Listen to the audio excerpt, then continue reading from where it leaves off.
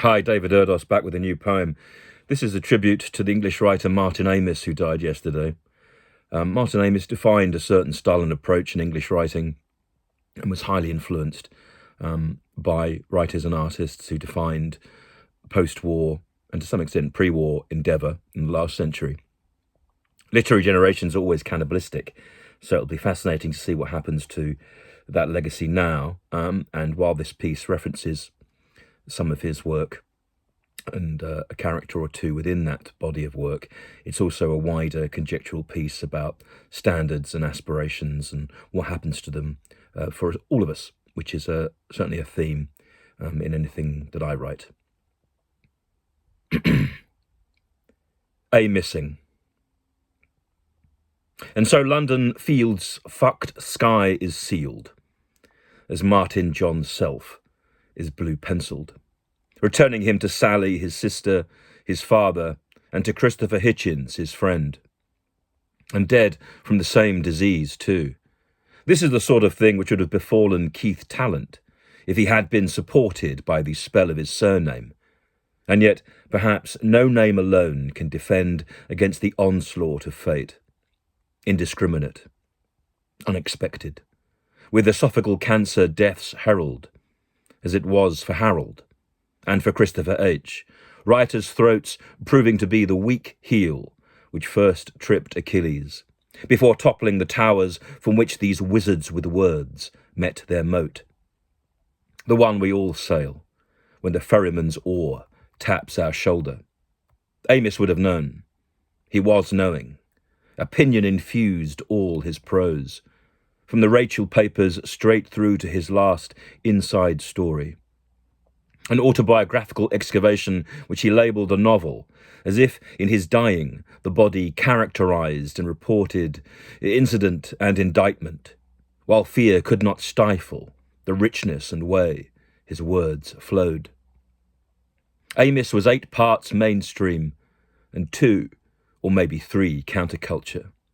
As Kingsley's kid, the young rebel sought to unseat state and quo with constant critique. Martin, as self-made sage, was prolific, both in print and as pundit, a TV interviewee who said no to the way that things were, as he made prose seem psychedelic, or perhaps progressive, as he was both lumpen and light, frequently. And yet his books are also bright coral reefs through which the reader swims, glimpsing wonders, whether it's the jargon and jive within Money, Time's arrows, smooth horrors, or the spectacular stories inside Einstein's monsters, which bellow like bellow and teach writing itself what to be. Amis used language like charge, amping up sense and syntax. His sentences were set to 11 as he rocked and roared through his books. He was not as dangerous as he dared. For nepotistic or not, his position was easier to source and find than for we others who labour alone, while they literati, Illuminati-like, avoid hooks.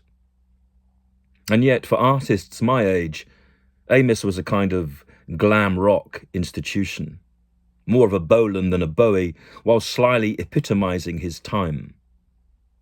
Hitchens defiantly rioted and bore a taint of Hendrix about him, and yet Amis and McEwan, John Cale-like in his stories, predated punk's clamour, as each in turn would define literary success, along with others like Ackroyd, Rushdie, James, Fenton. Not rebels as such, but a team of societal satirists, a batch of Peter Cooks in word kitchens, boiling up books and bathos with notions and potions which could redden the root of mainstreams. Martin Amis was also a grand soloist, if not on guitar, then on keyboards. If I swap genres, he became a kind of Rick Wakeman, overdoing the phrase, but replete with complete mastery of page as stage for performance, in which point, if not plot, was proven under the glittering cape of technique. His books were unique. He wanted to be the English Updike or Bellow, Nabokov, Burgess or Ballard. Each one of these men, his work stalked, Well, time will tell. His books are escapade and entertainment. Sermons from Martin's Mount Olympus via Notting Hill and New York. Fat phrases spun from a slightly built man whose voice sounded like a kind of wine as he eyed you, his gimlet eye brimming as he questioned each day with high talk. But now his death marks another peg freed from the circus tent world I grew up in. As ChatGPT can write novels and albums too, by which words will we set the state, whether quote or not we can follow, to either measure attainment or equivocate with the birds as we soar above expectation and standard. As of now, Martin's missing. So what is amiss? The absurd, and the state we're all in, as idiots and AI overtake us. As we search for pleasure, we actually forgo happiness, and all for some distant dream that we do not know how to capture.